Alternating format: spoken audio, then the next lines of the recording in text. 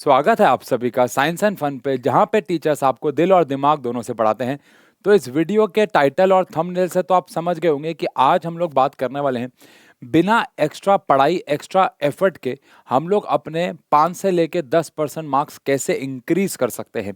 जी हाँ, यानी कि आज हम उन टिप्स के बारे में बात नहीं करने वाले कि बेटा पढ़ो, पढ़ाई करो, ऐसे क्वेश्चंस बनाओ, ऐसे सैंपल पेपर बनाओ। ये तो हम सबको पता ही है कि हम एक्स्ट्रा एफर्ट मारेंगे, हम लोग ज़्यादा से ज़्यादा सैंपल पेपर बनाएंगे, ज़्यादा से ज़्यादा पढ़ाई करेंगे तो हमारे नंबर्स इंप्रूव होंगे। वो ऑब्वियस है, वो हम सबको करना है और हम सब कर भी रहे हैं।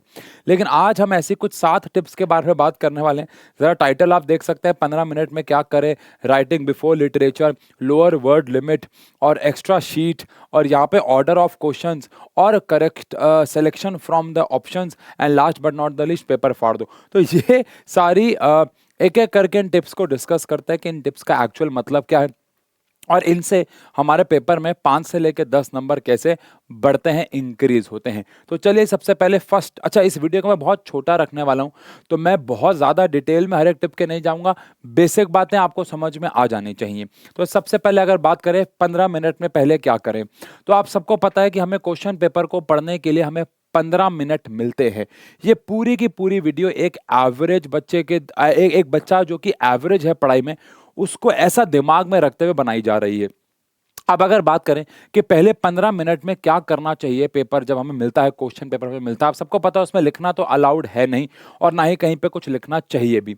तो उस पहले 15 मिनट में हमें, मेरे हिसाब से, पूरा पेपर पढ़ना नहीं चाहिए, क्योंकि पूरा पेपर पढ़ने के पहला सबसे बड़ा नुकसान ये है कि अगर आप एवरेज या बिलो एवरेज बच्चे हैं और इन केस अगर पेपर डिफिकल्ट आता है तो आपका जो कॉन्फिडेंस है वो बहुत ज़्यादा लूज हो जाएगा और जो क्वेश्चन आपको आते हैं उसमें भी आप गलतियां करना शुरू कर दोगे। लेट अस सपोज पेपर मुश्किल आया तो आपकी एंग्जाइटी बढ़ जाएगी, आपकी घबराहट और ज़्यादा बढ़ जाएगी। और मान लो अगर आपको 20 क्वेश्चन बहुत अच्छे से आते भी थे, 10 नहीं भी आते थे, लेट अस सपोज, तो वो 20 क्वेश्चन की परफॉर्मेंस भी डिक्रीज होगी, आप वहां पे भी गलतियां करोगे ही करोगे। तो पहले 15 मिनट में क्या करें ये तो बात की बात है, लेकिन पूरा पेपर ना पढ़ें। और दूसरी बात, पूरा पेपर पढ़ने से मुझे लगता है कि कोई फायदा भी नहीं होता है। बस एक फायदा ये होता है कि आपको यह पता चल जाता है कि पेपर लेंदी है या पेपर थोड़ा सा छोटा है और उसके हिसाब से आप स्पीड बनाते हो। बट वो भी एक बहुत बड़ा फायदा नहीं है, उसके नुकसान है। सारे क्वेश्चन पढ़ने से आपको वैसे भी क्वेश्चन तो याद कर रहने वाले हैं नहीं। जब आप लिखना शुरू करोगे, अटेम्प्ट करना शुरू करोगे, तब भी आपको क्वेश्चन तो पढ़ने हैं ही, तो वो टाइम वेस्ट होता है। तो पहले 15 मिनट में करें क्या? तो आंसर है, आप एमसीक्यू के जो आंसर्स हैं उनको अपने दिमाग में उतार सकते हो। आप कहीं पे लिख तो नहीं सकते, लेकिन हर एक क्वेश्चन को पढ़ के उनके एमसीक्यूज के आंसर आप दिमाग में उतार सकते हो। जैसे आपको आंसर शीट मिले, आप धड़ धड़ करके पूरा का पूरा सेक्शन ए, किसी भी सब्जेक्ट का सेक्शन ए या एमसीक्यू जिसमें भी कोई भी सेक्शन में आते हो, वो आपको निपटा लेना चाहिए। और अगर आपको लगता है कि 15 मिनट में आप सेक्शन ए को खत्म कर चुके हो, तो फिर जो और वाले क्वेश्चन हैं उनमें आप डिसाइड कर सकते हो कि मैं कौन सा करूंगा। बट द पॉइंट है कि पूरा पेपर पढ़ने का एज सच कभी कोई फायदा नहीं हुआ है। हुआ भी है तो फायदे से नुकसान ज्यादा है। एक एवरेज, ये वीडियो टॉपर बच्चे के लिए बनाई नहीं जा रही है।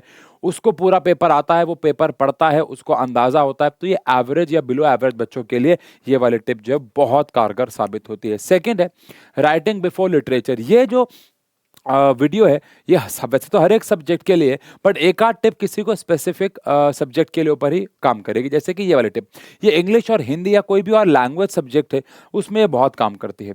अब सबसे पहले तो आपको हमेशा एक लिटरेचर के पेपर में, इंग्लिश के पेपर में, लैंग्वेज के पेपर में राइटिंग सेक्शन और रीडिंग सेक्शन और ग्रामर पहले करनी चाहिए, जैसे कि सीक्वेंस भी है। कई बच्चे उल्टा करते हैं, लिटरेचर को वो पहले कर देते हैं और राइटिंग सेक्शन को वो हमेशा लास्ट में छोड़ते हैं। मैं खुद राइटिंग सेक्शन को एकदम लास्ट में करता था क्योंकि वो बहुत बड़ा होता था, लेकिन मुझे मेरी गलती खुद ही समझ में आ गई कि ऐसा नहीं करना चाहिए। क्यों? देखो, जो लिटरेचर सेक्शन है उसमें आपको पता है कि आंसर क्या लिखना है। आपको सबको पता है कि भोली ने शादी के मंडप पे बुड्ढे को क्या बोला। आप सबको पता है कि नहीं पता है? पता है ना। तो वहां पे आपको ज्यादा कुछ सोचना नहीं है, दैट इज वाई आपका दिमाग बहुत खर्च नहीं होगा। लेकिन लिटरेचर राइटिंग सेक्शन में और रीडिंग सेक्शन में और ग्रामर में आपको दिमाग लगाना, और हम सब जानते हैं कि पेपर के शुरुआत के 1-1.5 घंटा में हमारा दिमाग ज़्यादा चलता है एज कम्पेयर टू लास्ट के आधा घंटा, जहाँ पे हम लोगों को बहुत एंजाइटी होती है। तो इसीलिए उस समय पे आपको पहले के सेक्शंस नहीं करने चाहिए, आपको लिटरेचर करने चाहिए जो आपके दिमाग में बसी हुई है और आपको बस लिखना है। तो ये एक छोटे से टिप है जो बहुत काम आ सकती है। अगर आप लास्ट में आके राइटिंग सेक्शन करोगे, दो नुकसान होंगे। एक तो आपको जो सोचना है वो आप ज्यादा क्रिएटिव तरीके से सोच नहीं पाओगे।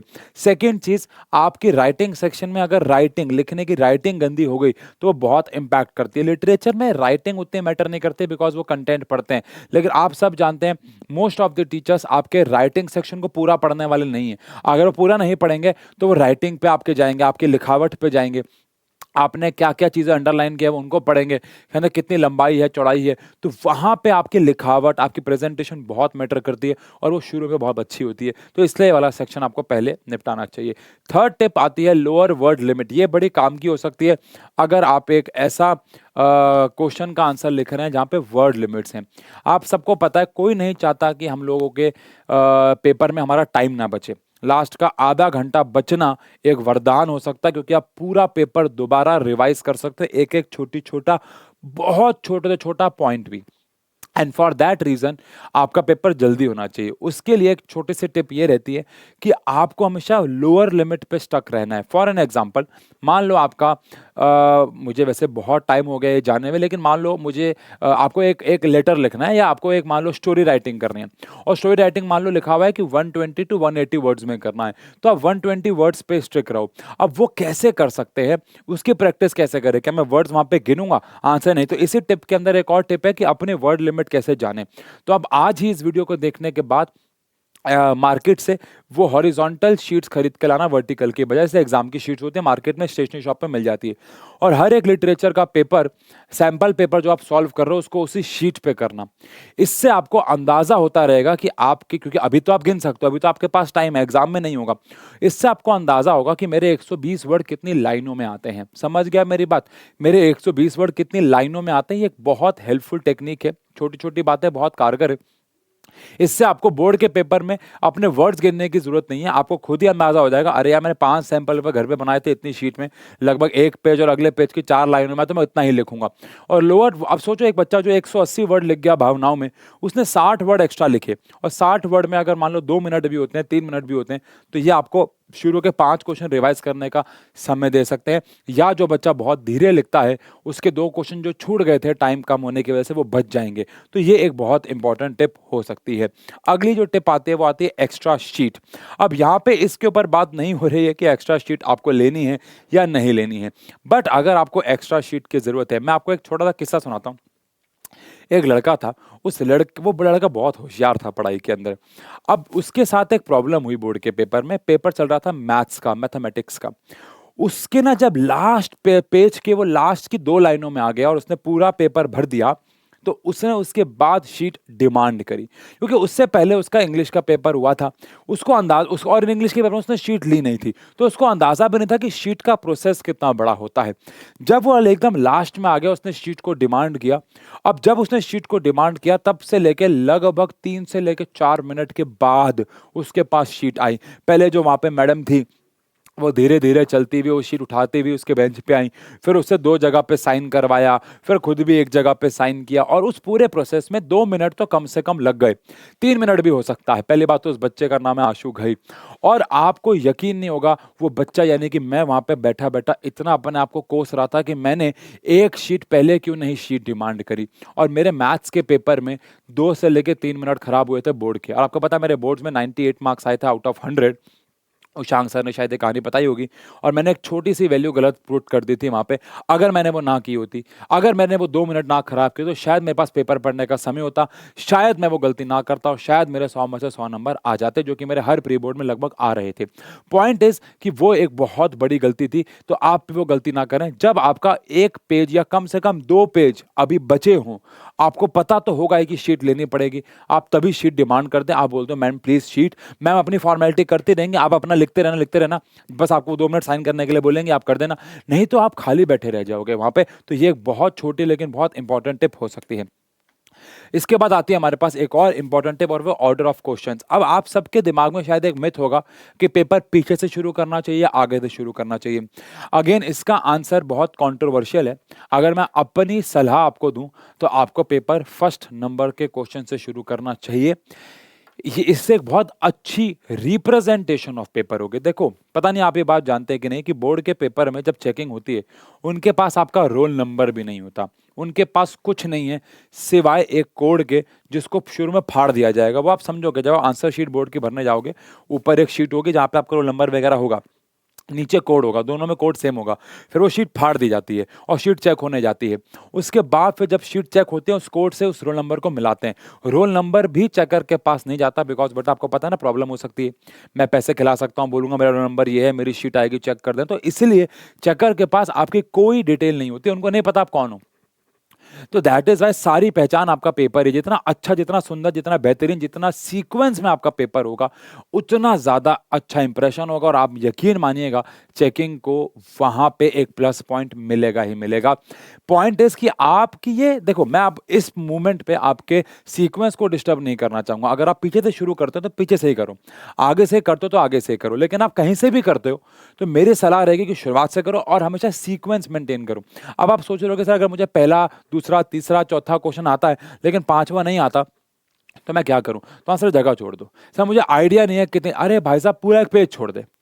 तो पॉइंट इज एक्स्ट्रा जगह छोड़ने के नंबर तो नहीं कट रहे ना, लेकिन अगर आपने सीक्वेंस में आंसर्स को लिखा होगा ना, ये एक सबसे बड़ा खुश कर देने वाला पॉइंट होगा एक चेकर के लिए। और वो बहुत इजीली, बहुत कन्वीनियंट तरीके से आपका पेपर चेक कर पाएगा। मान लो आपने पहला, चौथा, तीसरा, 30वां, 28वां ऐसा कर रखा है, तो आपका क्वेश्चन पेपर भी पलट रहा है, आपकी आंसर शीट भी पलट रहा है, मार्किंग स्कीम भी पलट रहा है, कितना डिस्टर्बिंग हो जाएगा उनके लिए, और फिर वो आपके चेकिंग में अफेक्ट कर सकता है। तो हमेशा ऑर्डर को फॉलो करना बहुत जरूरी है, इससे आपको अनफेयर चेकिंग नहीं मिलेगी। अनफेयर चेकिंग अच्छी भी हो सकती है, बुरी भी, बट मैं नहीं चाहूंगा, कोई भी अच्छा बच्चा नहीं चाहेगा कि उसकी पेपर शीट अनफेयरली चेक हो। एंड फॉर दैट रीजन आपको प्लीज सीक्वेंस मेंटेन करने की कोशिश करनी है, इसका बहुत प्रेशर भी नहीं लेना है। अगर आपको लगता है कि आपको यार 5-6 सवाल लगातार नहीं आते, तो फिर आप जगह मत छोड़ना, बिकॉज वो बहुत ज़्यादा जगह छोड़ना उसके लिए बहुत अजीब हो जाएगा, है ना, क्योंकि बाद में कितनी जगह बच रही है कितनी नहीं। तो अगर एक आध क्वेश्चन ऐसा तो छोड़ दो, बहुत ज़्यादा है तो फिर सीक्वेंस आपको तोड़ना ही पड़ेगा, तो उसके प्रेशर में भी मत आओ। बट अगर आप पॉसिबल कर सकते हो इसको तो कर दो, सीक्वेंस को मेंटेन कर दो। इसके बाद हमारी सेकंड लास्ट स्टेप आता है, सेकंड लास्ट स्टेप आती है correct selection from the options. हमेशा ऑप्शंस में आपको करेक्ट चीज को चुनना है। ये टिप उनके लिए है जिनको और वाले क्वेश्चंस में दोनों क्वेश्चंस आते हों। अगर आपको कोई एक आता है और एक थोड़ा बहुत भी शक है या नहीं आता है, तो ऑब्वियस सी बात है ये वाली टिप आपके लिए नहीं है। बहुत बार ऐसा होता है कि हमें दोनों क्वेश्चंस और वाले में आते होते हैं। अब उसमें से कौन सा क्वेश्चन हम सेलेक्ट करें? तो अगेन आंसर है यहां पे ऑप्शन चुनना है जहां पे ज्यादा नंबर ऑफ पार्ट्स हों। अगर मान लो 3 नंबर का कोई सवाल है और ऊपर लिखा हुआ है डिफाइन ये डिफाइन वो ऐसे करके with the help of example and diagram, और नीचे 3 नंबर का सवाल है और ए बी सी 3 पार्ट्स हैं उसके एक एक नंबर का, तो हमेशा जिसके पार्ट्स हों वो अटेम्प्ट करो, बिकॉज उसमें आपके नंबर मिलने के चांसेस ज्यादा हैं अगर कुछ गलती होती भी है तो। बिकॉज ए पार्ट इंडिविजुअल है, बी अलग है, सी अलग है, लेकिन ऊपर सारे पार्ट्स आपस में कनेक्टेड है, डायग्राम, एक्सप्लेनेशन, डेफिनेशन। और अगर आपकी परिभाषा ही गलत हो जाएगी तो बाकी सब भी गलत होगा।